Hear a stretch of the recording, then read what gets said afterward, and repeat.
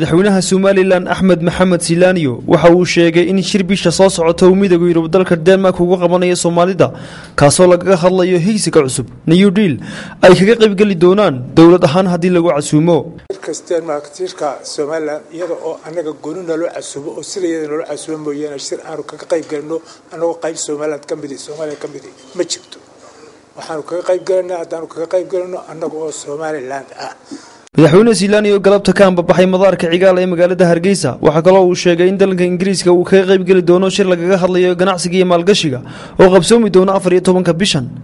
aniga iyo waqtigeeda socda dalka Ingiriiska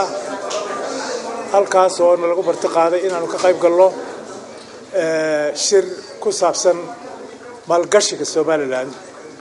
oo aan rajaynayo inuu wax weyn oo meerdhala ونقطة ذلك يدك Somaliland waxaan aad ugu faraxsanahay in aan ka qayb galo shirka isaga halkaas oo aan u soo bandhigi doono dawladda Ingiriiska iyo cidda organize gareysa shirkaba waxyaabaha Somaliland ka soo tagala iyo baahiyaha dalka iyo waxa ay meerdhal u noqon kara